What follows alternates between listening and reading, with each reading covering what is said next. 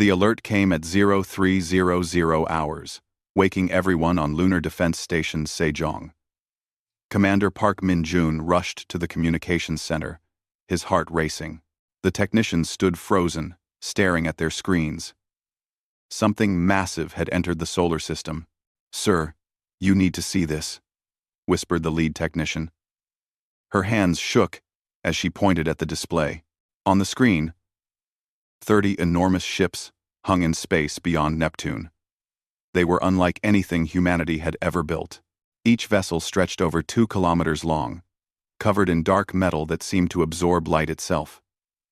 Strange symbols glowed along their hulls in colors that hurt to look at. Park Min-jun grabbed the emergency comm link. "Get me Admiral Choi. Now." Aboard the flagship, Indomitable, orbiting Earth, Admiral Choi So-yun was already awake. She had been studying the intelligence reports all night. Ever since the unknown ships appeared, every military installation in the solar system had gone to high alert. She stood on the bridge, her uniform crisp despite the early hour, watching the same images that Park Min-jun was seeing. "They're not moving," noted her tactical officer, Lieutenant Commander Song Yuna. "For what?" asked Seo-yun. The answer came 10 minutes later. Every screen, every display, every communication device on Earth, and all human colonies suddenly showed the same image. The technology required to hack every system simultaneously was far beyond anything humans possessed. The message was clear before anyone even spoke. "We are superior." The creature on the screen was tall and thin, with 4 arms and skin that shimmered like oil on water. Its face had too many eyes, arranged in a circular pattern around a vertical mouth. When it spoke, the words came in perfect English, Chinese, Korean, and every other human language simultaneously. "Primitive species of the 3rd planet," the creature said, its voice cold and mechanical.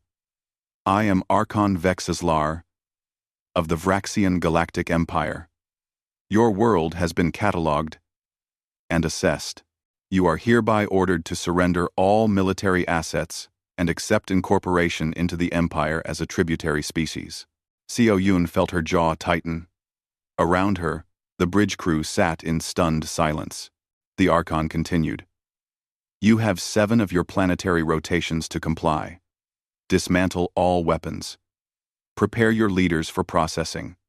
Resistance is illogical. The Empire has conquered 10,000 worlds. You are alone in the universe, and you are weak. Submit, and you will be allowed to exist under our protection. Refuse, and you will be eliminated." The screen went dark. For exactly 3 seconds, nobody moved. Then every communication line in the solar system lit up at once. Military bases demanded orders. Civilian governments panicked. News networks exploded with speculation. The world had just learned they were not alone in the universe. And the galaxy's welcome message was a demand for surrender. Captain Kang Ji-hoon of Naval Intelligence was the first to arrive at UN headquarters in Geneva. He had been awake for 36 hours straight, analyzing every second of the Vraxian transmission. His eyes were red, but his mind was sharp. "They're telling the truth about one thing," he told the emergency council meeting. "They're old. Very old. Our computers detected linguistic patterns in their language that suggest it hasn't changed in thousands of years. That means their civilization is stable. Static. Unchanging." "Is that good or bad?" asked Dr. Lee Haejin, the Secretary General. She looked exhausted. "Everyone did. It means they're arrogant," Kang Ji-hoon replied. "They've been doing this for so long.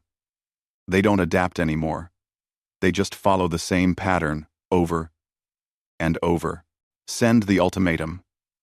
Wait for surrender. Take over. Move to the next world. 1-2. And if someone doesn't surrender?" Kang Ji-hoon pulled up historical data they had extracted from the Vraxian transmission's metadata. "We found references to 17 extinct species in their broadcasts. We think those are the ones who refused." The room went quiet again. Admiral Seo-yun arrived an hour later, having left her flagship under her second-in-command. She strode into the council chamber with Commander Park Min-jun at her side. Both wore their dress uniforms. Both looked ready for war. "The question is simple," So-yoon said, addressing the assembled representatives from every nation on Earth. "Do we fight, or do we surrender?" The French ambassador spoke first. "Fight? With what? You saw their ships. We've had faster-than-light travel for 15 years. They've had it for millennia. Our weapons are toys compared to theirs." "Maybe," So-yoon acknowledged. "Or maybe they've gotten so used to winning, they've forgotten how to actually fight." "That's a hell of a gamble," the Russian representative said. "So is surrender," Park Min-jun interjected. "Read the historical records. Tributary species don't have rights. They don't have freedom. They exist to serve the empire. Is that what we want for Earth? For our children?" The debate raged for hours. Some argued for negotiation. Some insisted surrender was the only logical choice. Some demanded resistance, regardless of the cost. Dr. Lee Hee-jin listened to them all. She had been Secretary General for 8 years. She had navigated political crises, economic disasters, and the challenges of uniting humanity for deep space exploration. But nothing had prepared her for this. Finally, she stood. The chamber fell silent. "I've been thinking about our history," she said quietly. "Humanity has always been at its best when challenged. When the odds were against us, when surrender seemed like the only option, we fought anyway. Sometimes we lost. Often, we lost. But we never stopped trying." She looked around the room at the faces of Earth's leaders. "The Vraxians think we're weak because we're young. They think we'll submit because everyone else has. But they don't know us. They don't know what humans are capable of when someone tries to take our freedom." "What are you saying?" asked the Chinese representative. Dr. Lee Hee-jin smiled. It wasn't a warm smile. It was the smile of someone who had just made a very dangerous decision. "I'm saying we tell them no. We tell them Earth does not surrender. We tell them that if they want our world, they'll have to take it. And it will cost them." Admiral So-yoon felt a surge of pride. This was why she had joined the military. This was what the uniform meant. The vote was unanimous. Earth would not kneel. 3 days later, Dr. Lee Hee-jin stood before every camera on Earth and broadcast humanity's response to the Vraxian Empire. Her words were simple and clear. "To the Vraxian Empire, we have received your ultimatum. After careful consideration, humanity respectfully declines. Earth is not for sale, rent, or conquest. If you seek peace, we welcome dialogue as equals. If you seek war, we are prepared to defend ourselves. The choice is yours." Across the solar system, military personnel received their orders. Shipyards went into overdrive. Weapons that had been theoretical were rushed into production. Humanity had 7 days to prepare for a war they couldn't possibly win. But they were going to fight anyway. Because that's what humans do. Battle Commander Zex Thor received Earth's response aboard his cruiser in deep space. He read it 3 times, convinced there must be a translation error. No species refused the Empire. Not after seeing the fleet. Not after learning about the Empire's power. He forwarded the message to his superior, then waited. The reply came within the hour. Proceed with punishment protocol.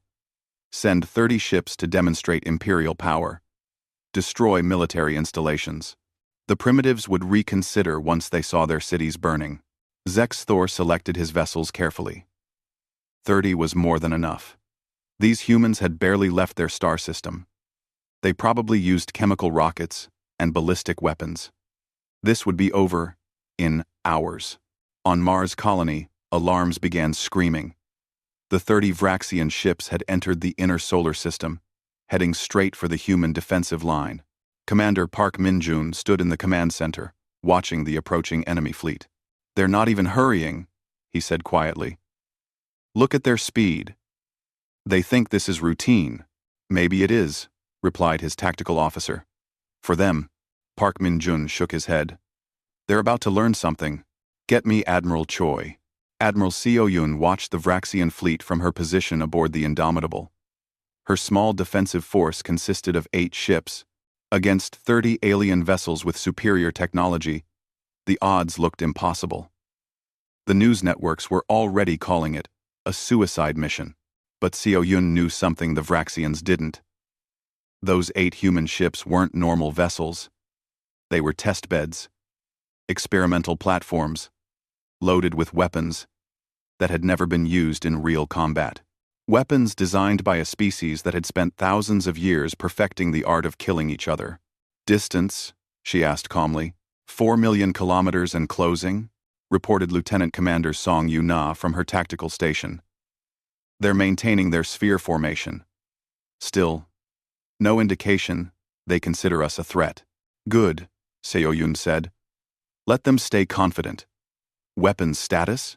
All systems green, railguns charged, missile tubes loaded, laser batteries ready. Seo-yun turned to her communications officer. Signal to all ships. Execute Protocol Incheon on my mark. Protocol Incheon had been developed during humanity's brief but intense preparation period.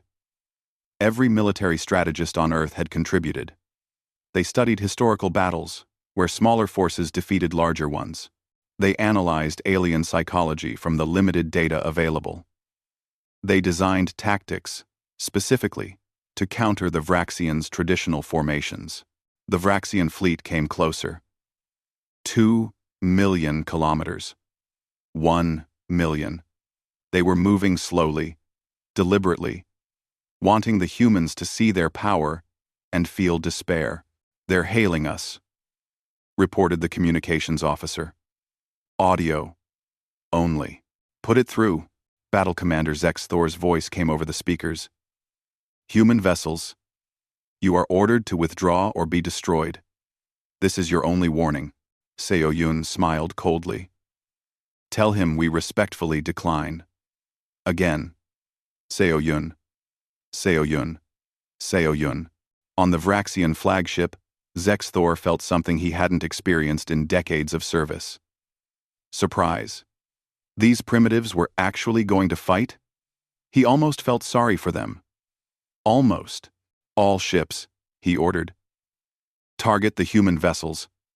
Fire at will. Energy beams lanced out from the Vraxian ships. But the human vessels were already moving, executing rapid maneuvers that brought them inside the Vraxian formation. The aliens had never faced an enemy that moved like this, that took risks like this. Now! Seo-yun shouted. The human ships opened fire simultaneously. Railguns launched metal slugs at 30% the speed of light. The Vraxians had shields, but those shields were designed to stop energy weapons. They had never encountered kinetic weapons moving at relativistic speeds. 3 Vraxian ships exploded instantly as the tungsten rounds punched through their shields and hulls like paper. Crew members died before they understood what was happening. Missiles away, called out Song Yuna. Hundreds of missiles poured from the human ships. But these weren't simple explosive warheads. Each missile had an artificial intelligence guiding it, able to predict enemy movements and adapt in microseconds. They swarmed the Vraxian point defenses, overwhelming the automated systems. Zex Thor watched in horror as 5 more of his ships took critical damage.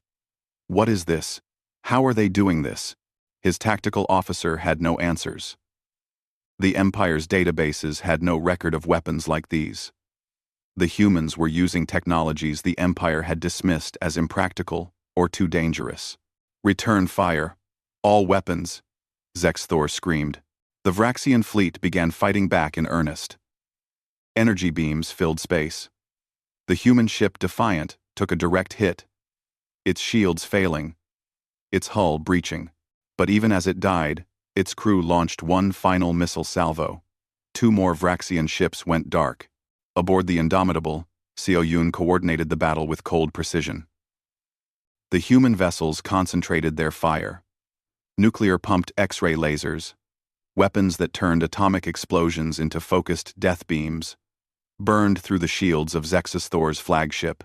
The energy was so intense that the ship's armor simply evaporated. "We're hit. Main power failing," Zex Thor's crew reported. Around him, systems exploded, the bridge filled with smoke and screaming. "All ships, withdraw, withdraw." But withdrawing wasn't easy.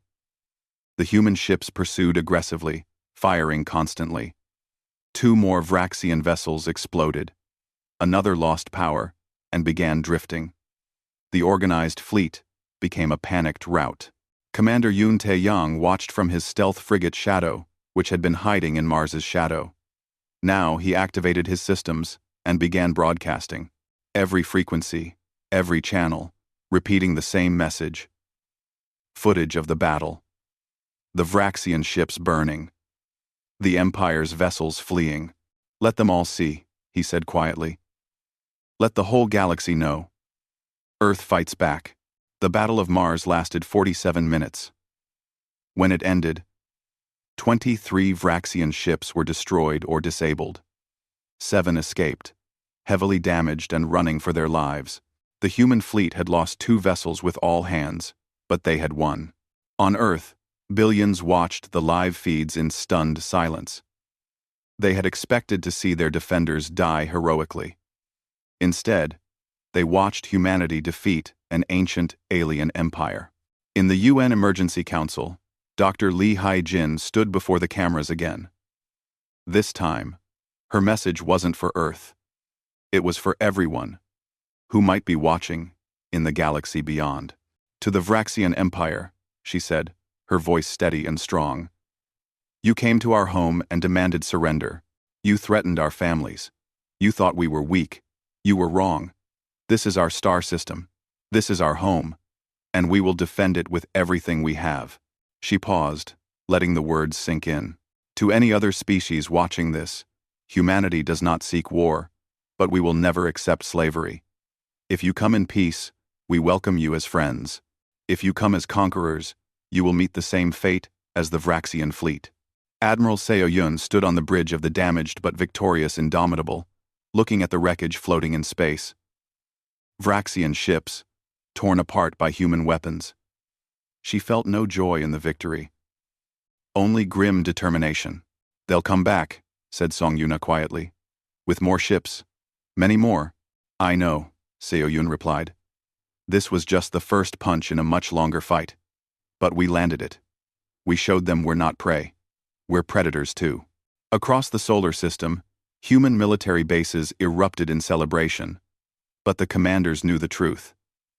The Vraxians had sent a small force, expecting easy victory. Next time, they would send an armada. Park Min-jun received orders to return to Luna. As his ship passed through the debris field, he looked at the shattered alien vessels.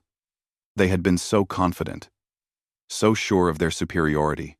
"Pride comes before the fall," he whispered, quoting an old Earth saying. Humanity had won the first battle. But the war was just beginning. And now the Empire knew. These humans were dangerous. They didn't fight like other species. They didn't surrender when they should. They fought like they had nothing to lose. Because in truth, they didn't. Surrender meant slavery. Fighting meant possibly dying free. For humanity, that wasn't a hard choice at all. The news of the defeat reached the Vraxian capital world 3 days later. The imperial court erupted in chaos. 23 ships destroyed by primitives who barely understood space travel? It was impossible. It was humiliating. It was unacceptable. Grand Admiral Cornax stood before the Archon, his 4 arms held in a posture of respect. But inside, he was furious. Not at the humans. At Battle Commander Zex Thor for his incompetence. At the Empire for growing soft after millennia of easy victories. "These humans must be eliminated," the Archon declared. "Gather a true war fleet. 300 ships. I want their planet reduced to ash. Make an example of them that will echo across the galaxy for the next 1,000 years." Cornax bowed. "It will be done. Great Archon. I will lead the fleet personally. As he left the throne room, Cornax reviewed the battle recordings from the surviving ships. He watched the human vessels move with aggressive precision. He saw their weapons. Primitive, but effective. Most importantly, he saw their tactics. They fought like predators, not prey. This would not be easy. On Earth, humanity mobilized for total war. Every shipyard worked 24 hours a day. Factories that once built cars now manufactured missiles. Research facilities pushed experimental weapons into production without proper testing. Engineer Han Minji stood in the Titan research facility, looking at her life's work. Project Prometheus. The antimatter warheads had been theoretical for years. Too dangerous to test, too expensive to produce. But now, with an empire coming to destroy Earth, all those concerns seemed silly. Begin production, she ordered. I want 50 warheads ready in 2 weeks. Her assistant looked nervous. Ma'am, we've never even tested one. We don't know if they'll work. They'll work, Minji said confidently. The math is solid. And if I'm wrong, we'll all be dead anyway. So, it won't matter. She pulled up another project file. The causality torpedoes. Weapons that created localized time distortions. They existed at the very edge of human understanding of physics. If they worked, they could freeze enemy ships in time or age them thousands of years in seconds. These too, she said. Produce everything. No holding back. Throw every crazy idea at them. On Mars, Major Jin Hyun-woo trained the first deployment of Hammerfall Marines. These were soldiers in powered armor, designed for boarding enemy ships. Each suit was a tank and a space fighter combined, capable of cutting through starship hulls and fighting in zero gravity. Listen up, he shouted to his troops. The aliens think we're weak. They think we'll break. But they've never fought humans before. They've never seen what we can do when we're cornered. When that fleet arrives, some of you are going into their ships. You're going to show them what close combat really means. The Marines cheered. They were volunteers, all of them. They knew most wouldn't come back. They didn't care. Captain Bae Dae-jung made a breakthrough at naval research. He had been analyzing the Vraxian shield frequencies from the battle recordings. The Empire used the same technology across their entire fleet. Standardized, predictable. Their shields operate on 3 primary frequencies, he explained to Admiral Seo-yun. They've used the same system for so long, they never considered someone might hack it. Can we? Seo-yun asked. Already done. I can send a signal that will temporarily disrupt their shields. Maybe 10 seconds of vulnerability. But that's all we need. Seo-yun smiled. 10 seconds is enough to kill a ship. Good work, Captain. Captain Kang Ji-hoon of Intelligence had his own team working on cyber warfare. The Vraxians had hacked every human system during first contact. That meant there was a connection. A pathway. And what went one way could go both ways. Their computer networks are massive, he told his team. Millions of worlds. Billions of systems. All connected. It's impressive. It's also vulnerable. No security is perfect when the network is that big. Find the holes. Get inside. When the battle starts, I want chaos in their systems. The cyber warfare specialists went to work. They were the best hackers Earth had ever produced. People who had broken into corporate databases, military systems, and government networks. Now they would do it to an alien empire. Admiral Seo-yun stood in the shipyards orbiting Luna, watching the new vessels take shape. 200 warships, built in just weeks. They weren't as advanced as Vraxian ships, but they were made by humans who understood war. Commander Park Min-jun joined her, looking at the fleet. Will it be enough? He asked quietly. Probably not, So-yun admitted. They're bringing 300 ships, probably bigger and better armed than what we saw at Mars. The math doesn't favor us. But math doesn't win wars. People do. Strategy does. Determination does. The Vraxians have forgotten how to really fight. We never forgot. That might make the difference. On Earth, families said goodbye to loved ones leaving for the fleet. Parents hugged children. Spouses held each other. Everyone knew the next battle might be the last. Dr. Lee Haijin addressed the world one more time. She stood in the UN building, looking tired but strong. In 3 days, the Vraxian Empire will arrive with their war fleet. They come to destroy us for daring to resist. They think overwhelming force will break our spirit. They're wrong. Humanity has faced extinction before. We've faced wars that killed millions. We've faced disasters that seemed impossible to survive. Every time, we endured. We adapted. We won. She paused, looking directly into the camera. This battle will be hard. We will lose people we love. We will see destruction we can barely imagine. But we will fight. Not because we think we'll win. Not because we're sure of victory. We fight because freedom is worth dying for. Because our children deserve a future where they choose their own path. Because Earth bows to no one. Around the world, people watched. Some cried. Some prayed. Some simply prepared for the worst. The Vraxian war fleet assembled at the edge of the solar system. 300 vessels of the Imperial Navy. The dreadnought, Divine Supremacy at the center. Grand Admiral Kornax in command. It was enough firepower to destroy a dozen worlds.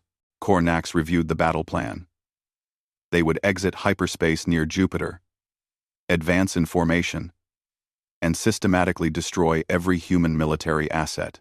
Then they would bombard Earth until nothing remained but ruins. Standard procedure. All ships, he transmitted. These humans got lucky once. They surprised a small, unprepared force. But we are the Imperial fleet. We have conquered worlds beyond counting. Today, we will show the galaxy why the Empire is eternal.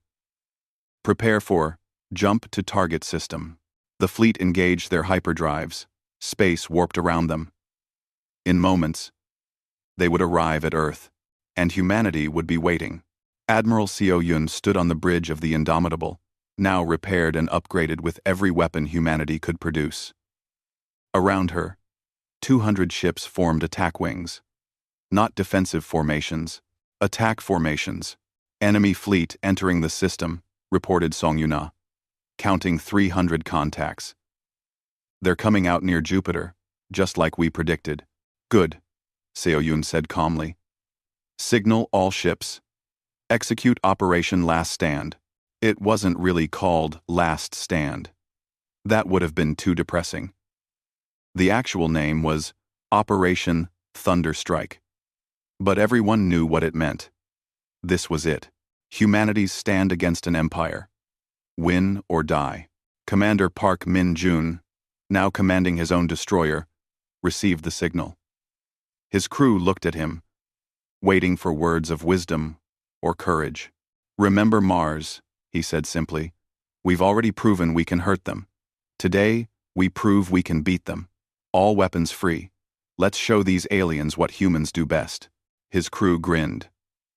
What humans did best was fight. Major Jin Hyun-woo's Hammerfall Marines were loaded into boarding pods, waiting for launch. The plan was insane. They would be fired at enemy ships during the battle, cut through the hulls, and take the fight to the enemy crew. Anyone want to back out? Hyun-woo asked his troops. Last chance. Nobody moved. Good. Then let's go introduce ourselves to the Empire. I'm sure they'll be happy to meet us. The Marines laughed grimly. They were about to board alien warships in the middle of a space battle. It was suicide. It was also the most human thing imaginable. When the enemy is too strong, get close enough that strength doesn't matter. The Vraxian fleet appeared in a blaze of exotic energy, 300 ships emerging from hyperspace.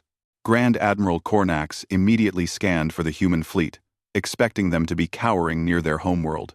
Instead, they were right there, already in attack formation, already moving forward. Kornax felt something he hadn't felt in years. Doubt. These humans weren't acting like primitives. They were acting like warriors. All ships, battle stations. Enemy is engaging. The Battle of Sol was about to begin. The human fleet struck first. Admiral Seo Yun had learned from the Battle of Mars that hesitation meant death. Her 200 ships launched missiles before the Vraxian formation had fully stabilized from hyperspace exit. Thousands of missiles filled the space between the fleets, each one guided by adaptive AI, each one seeking vulnerable points.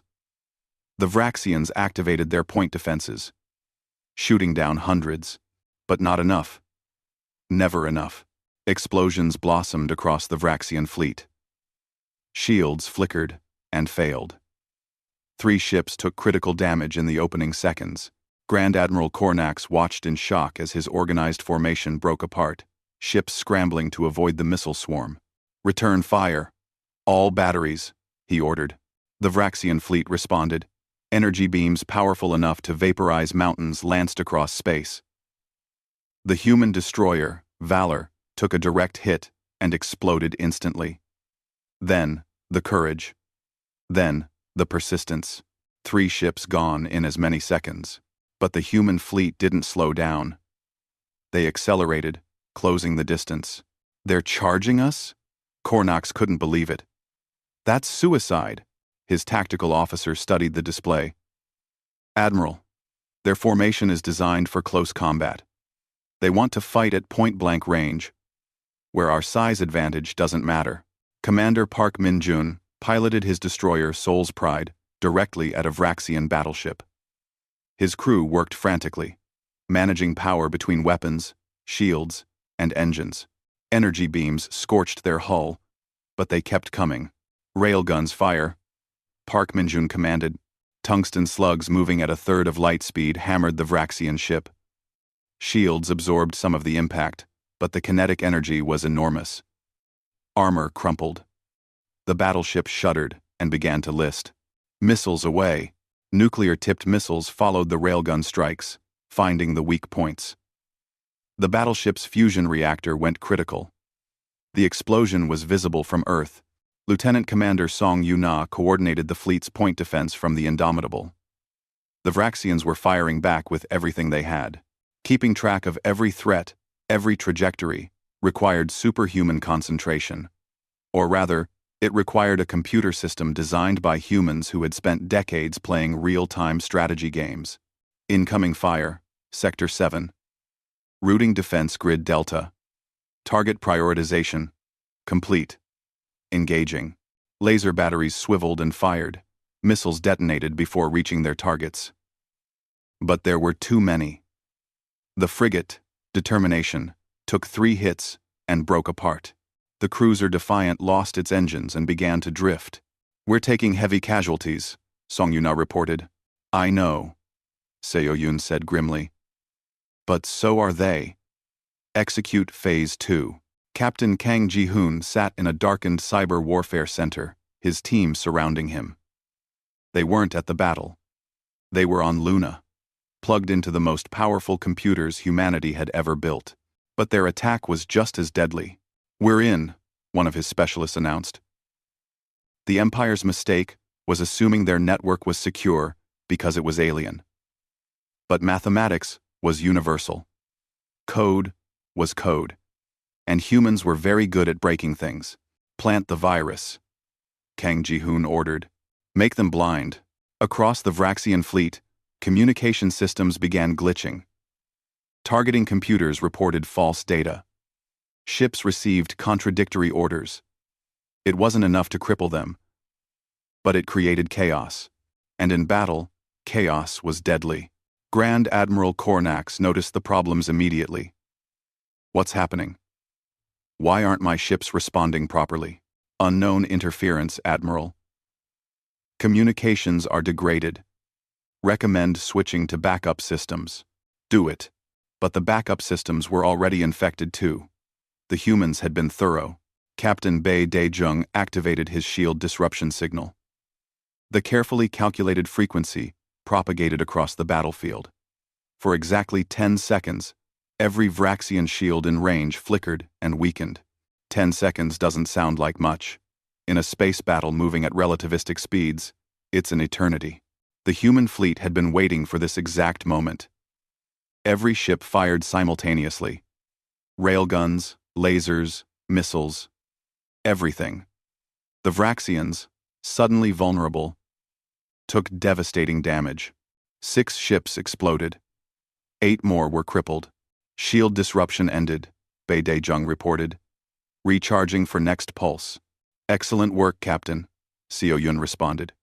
We're hurting them. Major Jin Hyun-woo's boarding pods launched from the assault carrier Thunder. 50 pods, each carrying 10 Hammerfall Marines in powered armor. They streaked across the battlefield like bullets, too small and fast for Vraxian point defense to track effectively. Hyun-woo's pod hit the hull of the cruiser Infinite Conquest. Magnetic clamps engaged, cutting lasers activated. Within seconds, they burned through the outer hull, and the pod's front opened into the enemy ship. Go! Go! Go! Hyun-woo shouted. The Marines poured into the ship. The Vraxian crew panicked. They were sailors, not soldiers. They hadn't fought ground combat in thousands of years. The last boarding action in Vraxian history was during their ancient civil wars, long forgotten. The Hammerfall Marines were designed for exactly this. Their armor let them move in zero gravity, like they were born to it. Their weapons were optimized for ship corridors. They cleared rooms with brutal efficiency.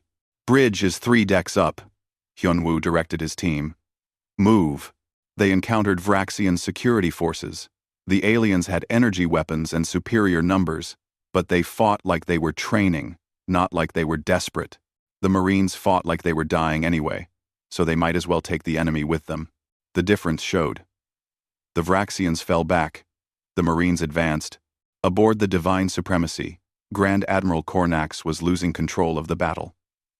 His fleet outnumbered the humans 3-2. His ships were more advanced. His weapons were more powerful. But the humans fought like demons. Sir, we're being boarded. Multiple ships report enemy forces in their hulls. What? How? Cornax couldn't process it. Who boards enemy ships during a space battle? Admiral? Communications are failing. We're losing contact with the outer wings. Admiral. The human ships are using some kind of shield disruption. Our defenses are compromised. Admiral. Their missiles are overwhelming our point defense. They have too many. Cornax looked at the tactical display. His organized formation had become a chaotic melee. Ships were out of position. Communications were spotty. And the humans were still advancing. Engineer Han Minji's antimatter warheads finally saw use. 3 of them, fired by the missile destroyer Vengeance at a cluster of Vraxian battleships. When matter and antimatter annihilate each other, they convert entirely to energy. Einstein's equation, E equals mc squared, made real. The explosion was brighter than a sun. 3 Vraxian battleships simply ceased to exist. The ships next to them were damaged by the radiation pulse. Even ships further away had their sensors temporarily blinded. Antimatter confirmed defective, reported the Vengeance's captain. Remaining warheads ready for deployment. Use them, Seo Yun ordered. No holding back. The causality torpedoes were even worse. They created bubbles of altered time. One Vraxian destroyer was caught in a fast time field. From the crew's perspective, they aged 1,000 years, in seconds. The ship became a derelict manned by skeletons. Another ship was caught in slow time. Effectively frozen from the outside universe's perspective. It was terrifying. It was inhumane. It was war. Park Min-jun's destroyer was hit. The Soul's Pride lost atmosphere, lost weapons, lost half its crew. But the engines still worked. He pointed the dying ship at a Vraxian cruiser and pushed the throttle to maximum. All hands, abandon ship, he ordered. Get to the escape pods. His crew looked at him. Someone needs to steer. Now go. They went. They knew better than to argue. Park Min-jun strapped himself into the pilot's chair and aimed at the enemy. His ship was dead anyway. Might as well make it count. The Soul's Pride struck the Vraxian cruiser at a significant fraction of light speed. The kinetic energy of the impact exceeded nuclear weapons. Both ships disappeared in a ball of plasma. Hyun-woo reached the bridge of the Infinite Conquest. The Vraxian captain looked at the armored humans and made a decision. He activated the self-destruct. "Fall back," Hyun-woo yelled. "Ship is going to blow." His marines ran. Some made it to the pods. Some didn't. Hyun-woo was thrown clear by the explosion, his armor barely keeping him alive. He tumbled through space, watching the battle rage around him. A human recovery ship found him hours later. He was still alive, barely. Most of his team wasn't. The battle raged for 8 hours. It was brutal. It was chaotic. Ships died on both sides. The space around Jupiter became a graveyard of shattered vessels and frozen bodies. But slowly, inevitably, the Vraxians began to lose. Their better technology couldn't compensate for humanity's better tactics. Their superior numbers couldn't overcome the chaos the cyber attacks caused. Their ancient empire had forgotten how to adapt. And adaptation was humanity's greatest strength. Grand Admiral Cornax watched his fleet die. 100 ships destroyed. More damaged. The divine supremacy itself was taking fire. Shields failing. Systems breaking down. "Admiral, we must withdraw," his second-in-command urged. "The battle is lost." Cornax stared at the display. Lost? The Empire didn't lose. The Empire had never lost. But the evidence was undeniable. "All ships," he said, his voice heavy with defeat. "Retreat. Disengage, and jump to rally point." But Commander Yoon Tae-yang was waiting. His stealth fleet had positioned itself at the likely hyperspace exit points. As Vraxian ships tried to flee, his frigates emerged from hiding and attacked. The retreat became a rout. Vraxian ships crashed into each other trying to escape. Some jumped blind, not caring where they ended up as long as it wasn't here. Others were destroyed before they could activate their drives. When it finally ended, 47 Vraxian ships limped away from Seoul. The rest were debris. Of humanity's 200 ships, 73 remained combat-capable. The cost had been terrible. But they had won. Against all odds, against an empire that had conquered 10,000 worlds, humanity had won. Admiral Seo-yun stood on the damaged bridge of the Indomitable, looking at the wreckage. She felt no triumph, only exhaustion. Around her, her surviving crew sat in stunned silence. "Casualty reports?" she asked quietly. Song Yuna's hands shook as she read the numbers. 32,000 dead, 21,000 wounded, 47 ships destroyed, 80 more heavily damaged, 32,000. 32,000 people who would never go home. The victory felt hollow, but it was still a victory. And it would change everything. The news of the Battle of Seoul spread across the galaxy faster than light itself. Every species under Vraxian control heard the impossible story. Humanity had defeated an imperial war fleet. The invincible empire had been broken by primitives who barely understood space travel. On tributary worlds across the galaxy, people whispered, "If the humans could resist, maybe others could too. Maybe the empire wasn't eternal after all. Maybe freedom was possible." The Vraxian Archon received the casualty reports in his throne room. 253 ships lost. Grand Admiral Cornax barely escaped with his life. The fleet, pride of the empire, shattered by a species they had dismissed as insignificant. "This cannot stand," the Archon hissed to his council. "We must crush them. Commit the entire Imperial Navy if necessary." But his military advisors looked nervous. The Empire was vast. They had enemies, old grudges, tributary worlds, that might rebel if they saw weakness. Pulling the entire fleet to destroy one stubborn planet would leave other sectors vulnerable. "Great Archon," one advisor said carefully. "Perhaps negotiation would be more practical." The humans have proven difficult to conquer. Perhaps we can find another solution. The Archon's eyes blazed with fury. But deep down, he knew the advisor was right. The Empire couldn't afford to be seen as weak, but it also couldn't afford another defeat. And fighting humanity again would cost thousands more ships. Arrange a meeting, he finally said. We will negotiate, but make them understand this is mercy, not weakness. On Earth, Dr. Lee Haijin received the Vraxian request for negotiations. She sat in her office at the UN building, looking out at a world that had changed forever. Memorial services were happening across the planet. 32,000 funerals. 32,000 families destroyed by war. But they were still free. They want to negotiate on neutral ground, her aide explained. They suggest a space station at the edge of the system. No, Lee Haijin said firmly. If they want peace, they come here. To our ship. On our terms. Ma'am, that's quite aggressive. They invaded our home. They tried to enslave us. If they want to talk, they can do it in our space, aboard our vessels, with our guns pointed at them, the entire time. Send the message. The Vraxian delegation arrived 3 days later aboard a diplomatic vessel.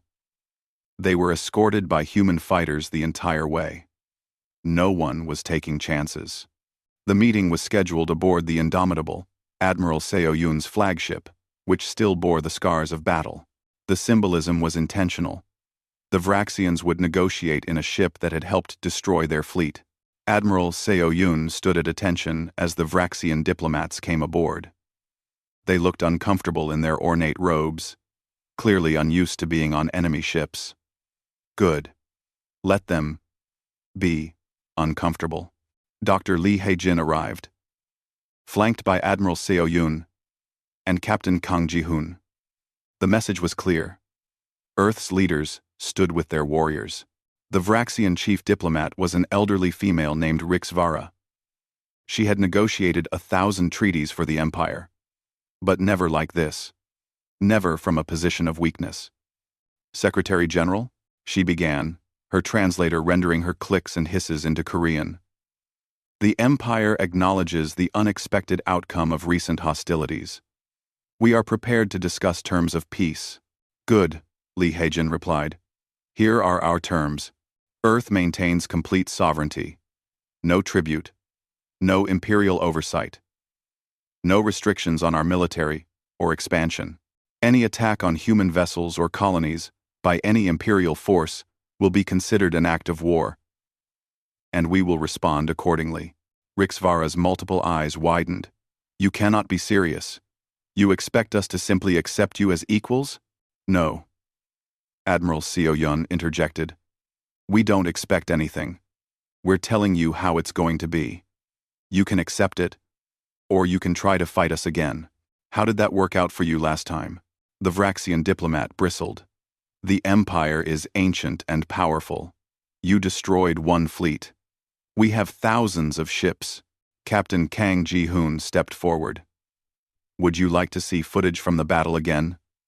We can show you how we tore through your shields, how we boarded your ships, how we made your communications fail, how we turned your formation into chaos. He pulled up holographic displays showing the battle, the Vraxian ships burning, the retreat, the panic.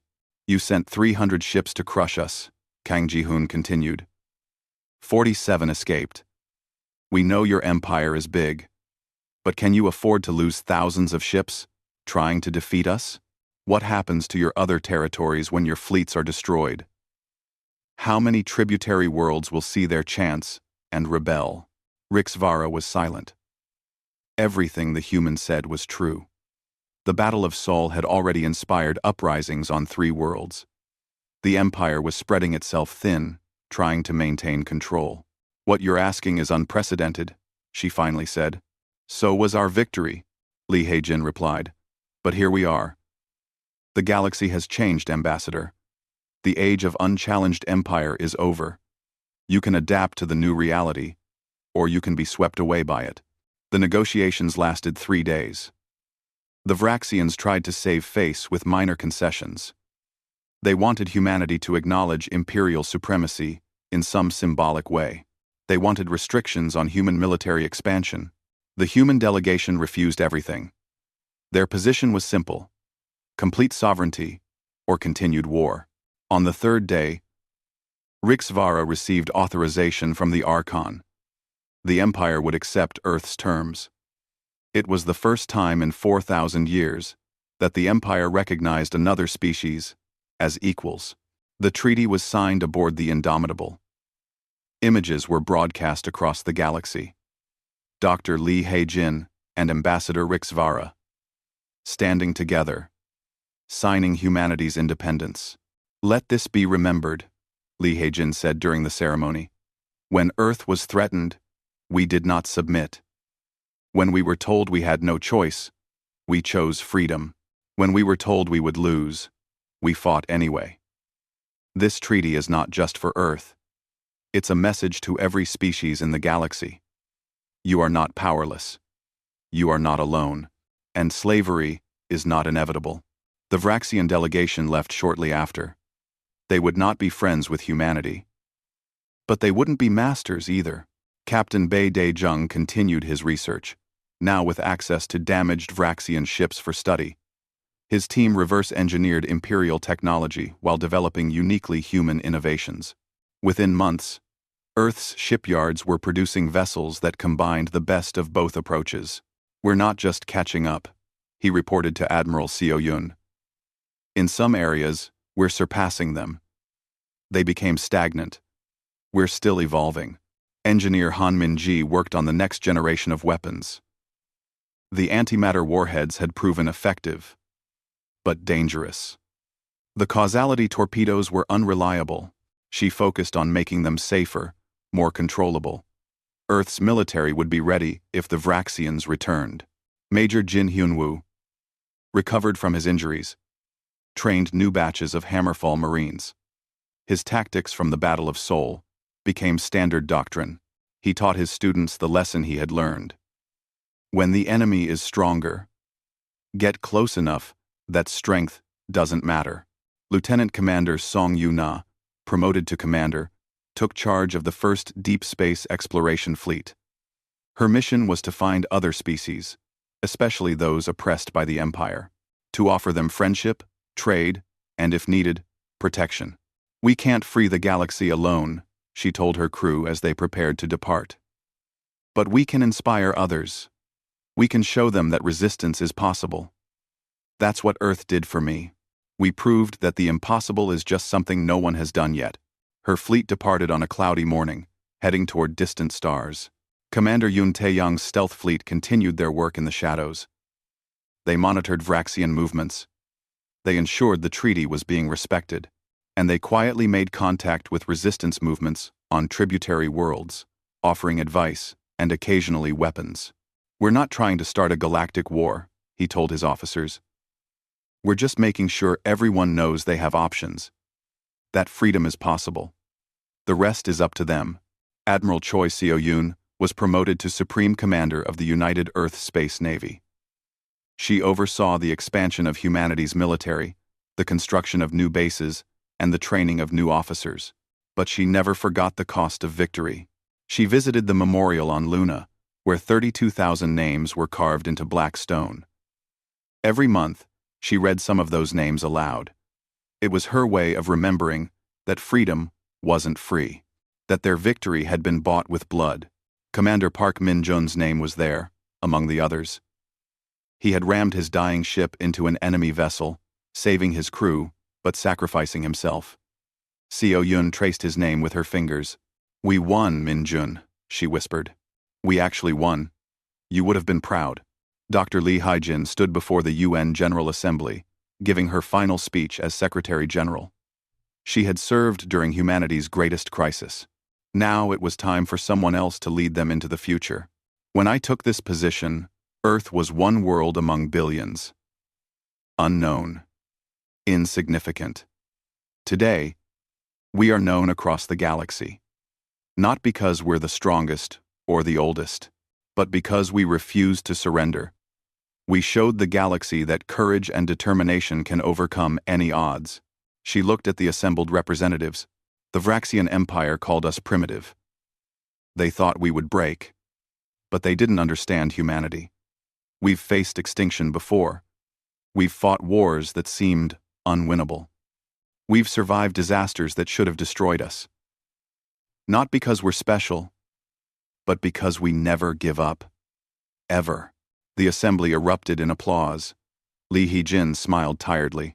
The galaxy is changing. Other species are starting to resist. The age of empires is ending. The age of free peoples is beginning. Earth lit that spark. Now we must help it grow. We must be allies to those who seek freedom. We must be protectors of those who cannot protect themselves.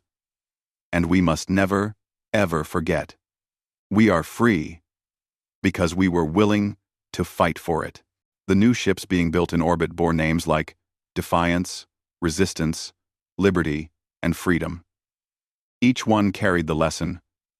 Earth had learned that surrender was never the only option, that even against overwhelming odds, even against ancient empires, even against forces that seemed unstoppable, fighting was always possible.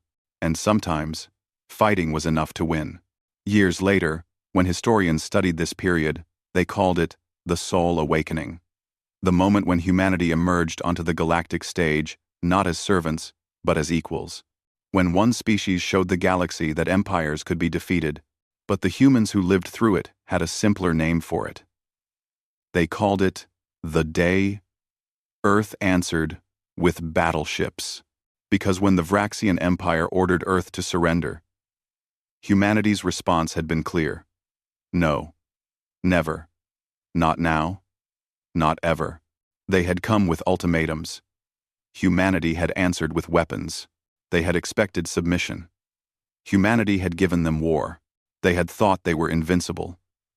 Humanity had proven them wrong, and the galaxy would never be the same